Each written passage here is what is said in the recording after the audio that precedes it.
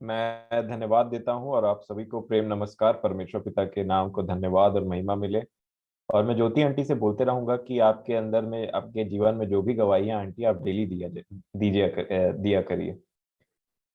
हम आपके लिए एक अलग से सेशन रखेंगे कि अब ज्योति आंटी को असर होगा करके। मैं परमेश्वर पिता को धन्यवाद देता हूँ कि आपके जीवन में जो गवाहियां उन्होंने दिया है, बहुत आशीषित होते हैं इन सच्ची गवाहियों से। क्योंकि यही हमारे, हम मिलते हैं तो क्यों हमारे, और आपका जो कॉन्सेप्ट है वो मेरे को बहुत अच्छा लगा कि आप गवाही इसलिए देती है और बोलती है कि प्रभु ने मुझे गवाही देने के लिए रखा है।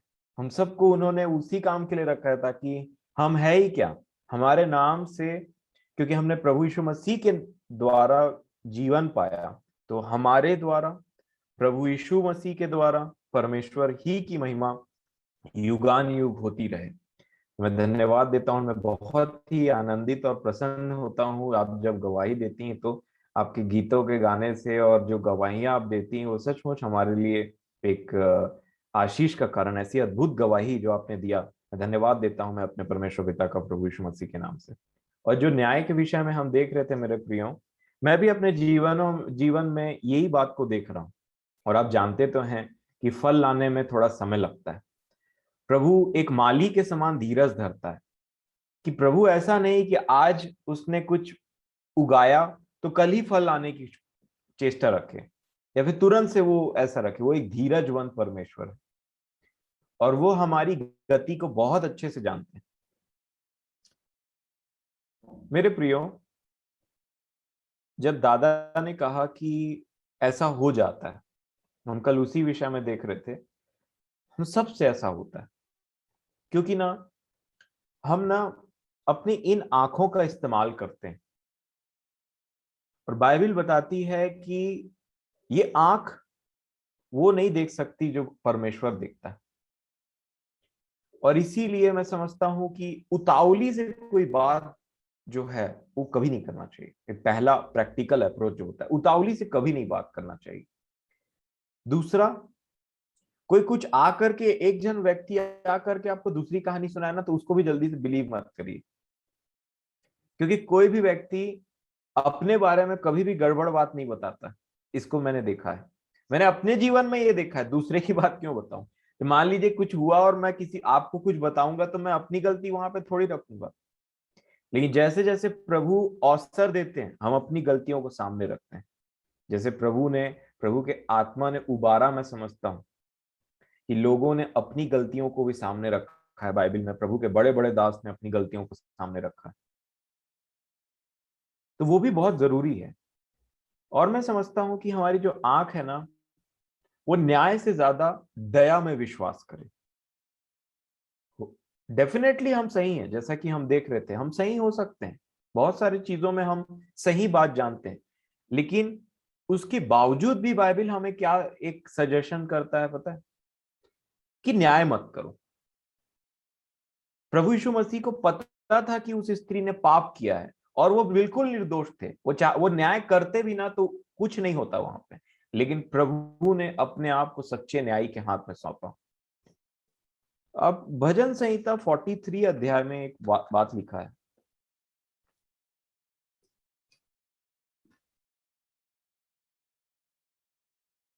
ये देखिए 43 अध्याय के एक वचन में क्या लिखा है। लिखा है 43 का एक भजन संहिता, हे परमेश्वर, मेरा न्याय चुका। न्याय के लिए यहां पे ये व्यक्ति इस पृथ्वी में किसी को नहीं देख रहा। उन्होंने कहा, हे परमेश्वर, मेरा न्याय चुका। आगे लिखा है, और विधर्मी जाति से मेरा मुकदमा लड़ मुझको छली और कुटिल पुरुष से बचा। क्योंकि हे परमेश्वर, तू ही मेरी शरण है, तूने क्यों मुझको त्याग दिया है। ये प्रभु यीशु मसीह के वचन है जो उन्होंने क्रूस में कहा था। और मेरी प्रार्थना है मेरे परमेश्वर पिता से, मेरे प्रियो आप भी प्रार्थना करिए। देखिए, भजन संहिता एक ऐसी बेहतरीन पुस्तक में से एक है ना, जिसमें प्रभु यीशु मसीह के शब्दों को भविष्यद्वक्ता दाऊद ने कहा है।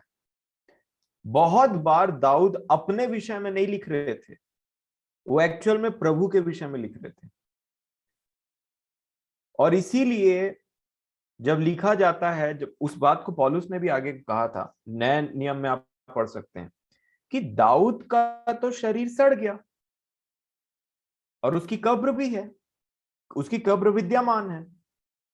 तो फिर वो किसके विषय में बात कर रहा था? अपने विषय में बात नहीं कर रहा था। इसी चीज को प्रभु यीशु मसीह ने लूका रचित सुसमाचार में बोला था।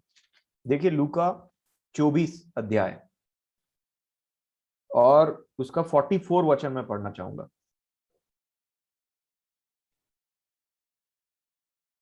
लूका 24 का 44 क्या लिखा है? फिर उसने उनसे कहा, ये प्रभु यीशु मसीह बोलते हैं, ये मेरी वे बातें हैं जो मैंने तुम्हारे साथ रहते हुए तुमसे कही थी, कि अवश्य है कि जितनी बातें, अब देखिएगा है ना, जितनी बातें मूसा की व्यवस्था और भविष्यवक्ताओं और भजनों की पुस्तकों में किसके विषय लिखा है? मेरे विषय लिखा है, मेरे विषय में लिखी है, सब पूरी हो। तब उसने पवित्र शास्त्र बूझने के लिए उनकी समझ खोल दी। और इस ये होने के बाद जब समझ खुल गया, तब चेले भली भांति प्रभु यीशु मसीह को भजन संहिता में देख पा रहे थे। मैं बहुत परेशान रहता था पहले कि कैसे पता चलता है ये चेलों को कि ये जो वचन है ना भजन संहिता में, ये प्रभु के बारे में लिखा था। कैसे कोट कर दिया भजन संहिता के वचनों को यहाँ पे। अब देखिए पतरस ने अपनी पत्री में बहुत सारे भजन संहिता को कोट किया है। प्रभु यीशु मसीह बोलते ही थे भजन संहिता के वचन को, हे परमेश्वर, हे परमेश्वर, तूने मुझे क्यों छोड़ दिया। और यहाँ पे 43 के 1 में वो बोलते हैं, हे परमेश्वर, मेरा न्याय चुका और विधर्मी जाति से मेरा मुकदमा लड़, मुझको छली और कुटिल पुरुष से बचा, क्योंकि हे परमेश्वर, तू ही मेरा शरण है। तूने क्यों मुझे त्याग दिया है। मेरे शत्रु के अंधेर के मारे शोक का पहरावा पहने हुए क्यों फिरता रहूं। मैं शत्रु के मारे। कॉन्सेप्ट क्या है मेरे प्रियो? जब प्रभु यीशु मसीह ने क्या अप्रोच लिया था, उनको थूका जा रहा था, कांटे का मुकुट पहनाया गया, सब चीज किया गया, और प्रभु हर बात में निर्दोष थे, परंतु उसके बावजूद उन्होंने अपना जो न्याय है उसके लिए ऊपर देखा, मनुष्यों में नहीं देखा, और कहा, हे परमेश्वर, आप ही मेरा न्याय चुकाएंगे। और इसी बात को लेकर के पतरस बोल रहे थे। पतरस कहते हैं अपनी पत्री में, हमने देखा है कि यीशु को कोई गाली देता था, कोई धमकी देता था, तो पलट के गाली नहीं देता था, वो पलट के धमकी नहीं देता था, परंतु अपने आप को सच्चे न्यायी के हाथ में सौंपता था। मेरे प्रियो, ये तो प्रभु के लेवल की बात है, जहां प्रभु सही हो के गलत को सह रहे थे और अपने आप को सच्चे न्यायी के हाथ में सौंप रहे थे। मैं समझता हूं कि हमें ये बात समझने की आवश्यकता है मेरे प्रियो, हमें न्याय करना ही नहीं है, परंतु हमें अन्याय को सहने तक लेवल में जाना है। शायद हमारा जो लेवल है, शायद जो हमारे सोचने का लेवल है, वो बाइबल के लेवल से के साथ नहीं है, क्योंकि बाइबल में ये लिखा है कि न्याय मत करो, वो तो है, परंतु जब तुम सही भी रहते हो तो भी न्याय मत करो। तुम सही भी रहते हो तो अन्याय को सहो, अन्याय को सहो मेरे प्रिय। इसका प्रैक्टिस प्रभु मुझे अभी इन दिनों दे रहे हैं। प्रभु जी, मैंने निर्णय किया, प्रभु जी, मसीही मतलब होता ही वही है जो अन्याय को सहे, जिसने कुछ नहीं किया परंतु फिर भी वो अन्याय को सहे, वही है मसीही मेरे प्रियो। प्रभु की दया से हमें ये बातें आज के दिन पता चल रही है। कैसे? इस समय बड़ा गड़बड़ कर देता है, लेकिन फिर भी मैं बहुत जल्दी कोशिश करूंगा इन बातों को आपके सामने में एक एग्जाम्पल रखने का जल्दी से। इससे पहले आपको बोलना चाहूंगा, ये जो आंख है ना मेरे प्रियो, यही पहला जजमेंट निकालती। इसीलिए प्रभु ने कहा, शरीर का दिया आंख है, यदि तेरी आंख निर्मल हो तो तेरा सारा शरीर उजियाला होगा। और मैं आपको एक एग्जाम्पल देता हूं जिससे मैंने अपने जीवन में सीखा। अगर आप मत्ती रचित सुसमाचार उसका 9 अध्याय निकालेंगे ना, तो देखिए प्रभु किस प्रकार देखते थे, देखेंगे उसको। मत्ती 9 का 36 में है ये वचन, मत्ती 9:36, 36। देखिए क्या लिखा है, ये प्रभु यीशु मसीह का देखना था। जब उसने भीड़ को देखा तो उसको लोगों पर तरस आया। मैं किसी को देखता हूं तो मेरे को तरस आता है पहले कि न्याय निकलता है, ये ऐसा है, वो वैसा है, उसने वैसे कपड़े पहने, उसने वैसे बाल कटाया है, वो ये तो वो बहुत सारी बातें रहती है मेरे प्रियो। किन किन किन बातों को मैं बोलूं, परंतु लिखा है जब उसने भीड़ को देखा तो उसे तरस आया। मतलब आंख में क्या था, दया। कितनी अद्भुत बात नहीं। प्रभु ने वहां पे कुछ देखा मेरे प्रियो। हमारा देखना कैसा है?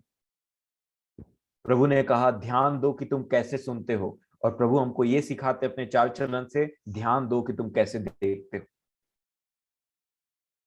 लिखा है क्योंकि वे उन भेड़ों के समान जिनका कोई रखवाला ना हो, व्याकुल और भटके हुए से थे। हमारा ऐसा महायाजक है जो दयालु है।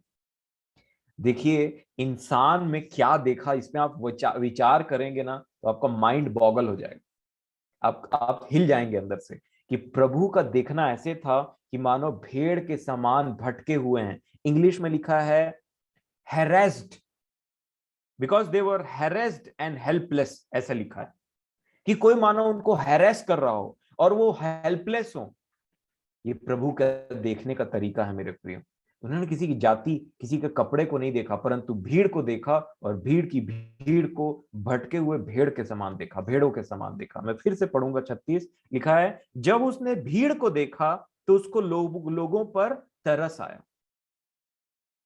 वहां पे प्रभु ने ये नहीं बोला ऐसा करोगे तो ऐसा ही नहीं होगा तुम्हारे साथ, और मत मानो, और मत करो, ये मत करो, कुछ नहीं मेरे प्रियो। लिखा है भीड़ को देखा और तरस से भर गया। क्यों? क्योंकि वे उन भेड़ों के समान जिनका कोई रखवाला ना हो, व्याकुल और भटके हुए थे। ये देख सकते हैं मेरे प्रियो मैं और आप। परमेश्वर का देखना मनुष्य के देखने के समान नहीं है। मनुष्य ऊपरी स्वभाव को देखता है, परंतु परमेश्वर का देखना हृदय को पेनिट्रेट करके पूरे विचारों को देख लेता है, सब चीज को जान लेता है। एक और वचन मैं इसी मत्ती से आपको पढ़ाया, 14 का 14। देखिए 14 के 14, मत्ती रचित सुसमाचार सेम। यहाँ क्या लिखा है देखेंगे। फिर भीड़ है एक तो, है ना। लिखा है उसने निकलकर एक बड़ी भीड़ देखी। क्या किया? देखी, और उन पर तरस खाया। मैं तो बोल रहा था प्रभु आपके तो देखने में ही दया बरसता है, आप तो देखते ही साथ तरस खाने लग जाते हैं। और हम दो चार वचन को जान करके एकाध पापों से छुटकारा पा करके दूसरे के ऊपर ऐसे ऐसे करते रहते हैं। जब हमको लगता है कोई हमसे कम बाइबल के बारे में जानता है, कम गीतों को जानता है, कम उस प्रकार से वचनों को जानता है, उसके ऊपर ऐसे ऐसे करने लग जाते हैं और बोलते हैं कई। और अगर हमको पता चल जाए कि अगला बहुत धर्मी या फिर बहुत बाइबल पढ़ने वाला या बहुत ऐसे करता है, तो उसके बाद में तुरंत तुरंत बोलने लगते हैं ये तो बहुत मीटिंग को अटेंड करते हैं, ये लोग बहुत वो करते हैं, बहुत वो करते हैं। मेरे प्रियो, मेरा आपसे हाथ जोड़ करके निवेदन है, अपने अपने जबान को संभाले हम। ये मैं अपने जीवन के लिए सीख रहा हूं। हम कोई नहीं होते किसी को कुछ बोलने के लिए। लिखा है उसने एक समय ठहराया है जिसमें वो अपने पुत्र के द्वारा, उस मनुष्य के द्वारा जगत का न्याय करेगा। और वो समय से पहले अगर मैं उस सीट में बैठ जाऊं न्यायी वाले, तो सबसे पहले मेरे को भगाएगा आने के बाद में, चाहे मैं सही रहूं चाहे गलत रहूं। बोलेगा तू कैसे जज सीट में बैठ गया, ये पहले बता। नहीं मेरे प्रियो, उसने एक समय ठहराया, और इसीलिए बेहतरीन उपाय क्या है? हम न्याय के बदले दया को चुने। लिखा है मिकाएल जो सामर्थ में, है ना, यहूदा 9 में लिखा है जो मिकाएल जो सामर्थ में बड़ा है ना, लेकिन फिर भी उसने हिम्मत नहीं किया शैतान पर दोष लगाने के लिए जब वो मूसा के बॉडी के लिए बात कर रहा था। शैतान मेरे प्रियो, शैतान में अच्छा क्या है? कौन नहीं जानता वो बुरा है? मिकाएल ने दोष नहीं लगाया, कुछ भी नहीं बोला अपने मुंह से, बुरे को बुरे। क्या कहा? परमेश्वर तुझे डांटेगा। मिकाएल को पता एक टाइम आएगा जब इसको जंजीर में बांध करके फेंक दिया जाएगा उस अथाह कुंड में। उससे पहले मिकाएल बोलता है नहीं। लिखा है उसकी हिम्मत नहीं हुई, साहस नहीं किया। लिखा है मेरे प्रियो यहूदा 9 में, मिकाएल ने साहस नहीं किया। जबकि मिकाएल क्या है? संदेशवाहक नहीं है, गाना गाने के लिए नहीं, स्तुति करने के लिए नहीं है, लड़ाई करने के लिए है। दानियल में लिखा है, मिकाएल को छोड़ करके तुम्हारे प्रधानों में से कोई मेरे साथ में नहीं था जब लड़ाई चल रही थी। मिकाएल एक योद्धा है मेरे प्रियो, इसीलिए लिखा है सामर्थ में बड़ा है वो। भगा दिया लेकिन मुंह से कुछ न्याय नहीं किया। बोला तेरे लिए, मेरे को तो पता है तेरा टाइम सेट है, मैं क्यों अपना मुंह खराब करूं। लिखा है साहस नहीं किया मेरे प्रिय। इसीलिए हम दया, न्याय के बदले दया को चुने, न्याय के बदले दया को चुने। हम देखें तो तरस निकले आंख से, न्याय नहीं मेरे प्रिय, क्योंकि उसने एक समय ठहराया है और समय से पहले कोई काम करना ठीक नहीं। ये हमको बाइबल बताती, लिखा है ना। उसने हम पढ़ रहे थे कल प्रेरितों काम 17 अध्याय में, उसने एक समय ठहराया है। इसीलिए उस समय को ध्यान रखते हुए ये पहला कुरिन्थियों 4 अध्याय 5 वचन यही लिखा हुआ है कि समय से पहले किसी बात का न्याय मत करो, समय से पहले किसी बात का न्याय मत करो, है ना। रोमियो की पत्री अगर 14 अध्याय देखेंगे तो उसमें भी यही बात बताया। देखिए तो रोमियो 14 में क्या लिखा,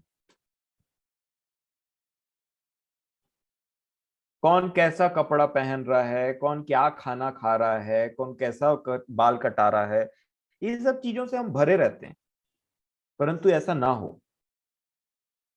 लिखा है परमेश्वर ने अज्ञानता की बातों को ध्यान नहीं दिया, है ना। तो प्रभु हमारे साथ भी वही दया कर रहे हैं अगर हम मन फिराते हैं तो। देखिए रोमियो 14 और उसके 10 वचन में क्या लिखा है, क्या लिखा है, तू अपने भाई पर क्यों दोष लगाता है, या तू फिर क्यों अपने भाई को तुच्छ जानता है।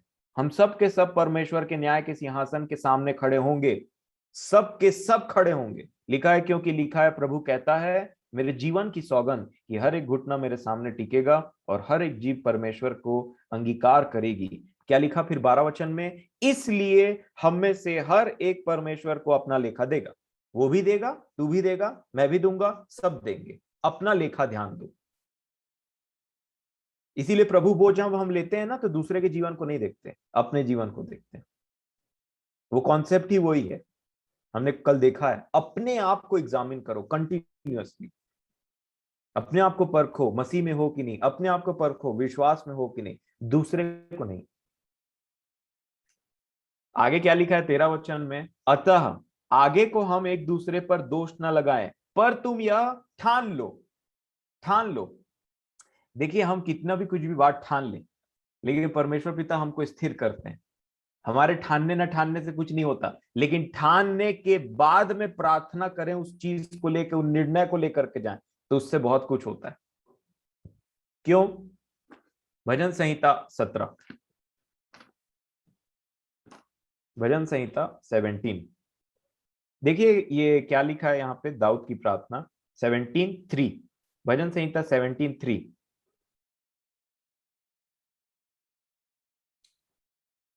लिखा है भजन संहिता 17 अध्याय 3 वचन में, तूने मेरे हृदय को जांचा है, तूने रात को मुझे देखा है, तूने मुझे परखा परंतु कुछ भी खोटापन नहीं पाया, है ना। भजन संहिता 3 का अब देखिए लास्ट में क्या लिखा है, मैंने क्या कर लिया, मैंने ठान लिया। क्या ठाना? मैंने ठान लिया है कि मेरे मुंह से अपराध की बात नहीं निकलेगी। इन्होंने ठान लिया, लेकिन ठानने के बाद में आगे भी कुछ लिखा है मेरे प्रियो। क्या लिखा है पता है? ये 4 में वो बोलते हैं, मानवीय कामों में मैं तेरे मुंह के वचन के द्वारा क्रूरों की सी चाल से अपने को बचाया रहा, मेरे पांव तेरे पथों में स्थिर रहे, फिसले नहीं। ठानने के बाद उसने 6वां वचन बोला, देखिए क्या लिखा, हे ईश्वर मैंने तुझसे प्रार्थना की। अपने ठाने हुए निर्णय को प्रार्थना के साथ रखना बहुत जरूरी है, क्योंकि तू मुझे उत्तर देगा। अपना कान मेरी ओर लगाकर मेरी विनती सुन ले। प्रभु इन पढ़े हुए वचनों पर आशीष दे। मैं ज्यादा वचन तो नहीं पढ़वाना चाहूंगा, परंतु आपसे यही बात बोलना चाहूंगा मेरे प्रियो, न्यायी हाकिम द्वार पर है। किसी बात का न्याय मत करो, हाकिम द्वार पर है, गेट पर है। अगर मैं ही न्याय कर दूं हाकिम के आने से पहले, तो हाकिम क्या करेगा आकर के? और न्याय के लिए मुझे और आपको कैसे तैयार होना है पता है मेरे प्रियो? ना तो दूसरे पर दोष लगाएं, ना तो कोई ऐसा काम करे कि अगला हम पर दोष लगा सके। न्याय में अन्याय को सहते रहिए, ताकि जब हाकिम आए तो हम खड़े होकर के हाकिम ही बोले, तुझ पर अन्याय हुआ है और तेरा न्याय अब मैं चुकाऊंगा। और वही लोग प्रभु यीशु मसीह की बाट जो सकते हैं, जिन जो अन्याय सह रहे हैं, जो सहते जा रहे हैं अन्याय, और क्या आशा रखते हैं, हमारा न्याय कोई मनुष्य नहीं, कोई जज नहीं, कोई हाई कोर्ट नहीं, सुप्रीम कोर्ट नहीं, लोकल कोर्ट नहीं, परंतु हमारा सच्चा न्यायी वो चुकाएगा। और इसलिए हमको उन सारे अन्याय को सहना जो हमारे परिवारों से मिलता है, कभी आस पड़ोस से मिलता है, कभी ड्यूटी जा रहे हैं तो वहां पे मिलता है, हर जगह में कहीं ना कहीं जब हमको न्याय सहना पड़ता है, ये सब को रखे रहिए, ये सब हमारे केस हैं। ये धूल मिट्टी लगे हुए केस एक दिन खुलेंगे जब न्याय आएगा, तो ताकि हम पर दोष नहीं लगाया जाए, हम अपने कामों को सामने रखें मेरे प्रिय, मन फिराएं और इस संसार से अलग रहें। तभी मैं और आप, नीनवे के लोग, हम पर दोष नहीं लगा पाएंगे, क्योंकि वो मन फिरा चुके। जो मन नहीं फिरा उसी के ऊपर दोष लगाया जाएगा। संसार दोषी ठहर चुका, इससे बाहर निकलना है मेरे प्रियो। छोटी छोटी बातों में जरूर हो जाती है हमसे भूल चूक, कभी खाना पीना तो कभी इधर उधर। और पता है इससे सबसे बड़ी बात हमको सीखने की क्या जरूरत है मेरे प्रियो, हमारा अंदर का मैं इतना बड़ा होते जा रहा है धीरे धीरे कि हमको छोटी सी छोटी बात भी ना सहन नहीं हो पाती है। मैं अपने जीवन के लिए ऐसे सीखता हूँ कि मैं अंदर से इतना बड़ा हूं ना कि छोटी सी छोटी बात मेरे को ऐसा लगता है, हट, मेरे साथ ऐसा कौन कर दिया, ये ऐसा कौन हो, तुम ऐसा कौन, ये वैसा हो। तब मुझे प्रभु ने दिखाया तू अंदर से बहुत बड़ा है, तुझे अंदर से। पौलुस क्या बोलते हैं, मैं प्रतिदिन मरता हूं। और प्रतिदिन मरना बहुत जरूरी है मेरे प्रिय, क्योंकि एक दिन भी ये जी गया ना तो ये बढ़ता है। तो प्रभु मेरी और आपकी सहायता करें इन विषयों में, हम किसी भी प्रकार से कपटी ना बने, क्योंकि हम जानते हैं कि यहाँ पे अपनी धार्मिकता प्रकट करने कोई मतलब नहीं, क्योंकि हम तो सच्चे न्याय की बात करते हैं और सच्चे न्याय की बात करते हैं। एक दिन सब खुल जाएगा। कितना, कौन सा पेंट लगाऊं मैं अपने ऊपर में जो प्रभु नहीं निकाल करके दिखा पाएगा कि अंदर क्या था। मुझे एक प्रचारक का याद आता है, बोलते हैं कोयला में जितना पेंट तुम पोत लो व्हाइट कलर का, जैसे ही वो गिरेगा अंदर से खिलखिला करके बोलेगा हम तो करिया है करके। तो प्रभु की सहायता से प्रभु हमको वो चीज प्रदान करेगी, प्रतिदिन मैं अपनी गलतियों को देख सकूं। ये प्रभु की बहुत बड़ी दया है जो हम अपनी गलतियों को देख सकते, नहीं तो हम, एक मनुष्य अपने विषय में अंधा हो जाता है। यही सबसे पहला दया है मेरे प्रिय। प्रभु मेरी और आपकी सहायता करे। ये सब बातें ना धीरे धीरे करके ना हमारे जीवन से प्रभु निकाले अपने अनुग्रह से। समय ज्यादा ले लिया, परंतु फिर भी समय के लिए आपका धन्यवाद, आपने सुना है। इसलिए प्रभु को आदर मिले, महिमा मिले, और इन विषयों में हम जरूर ध्यान दें। आमीन।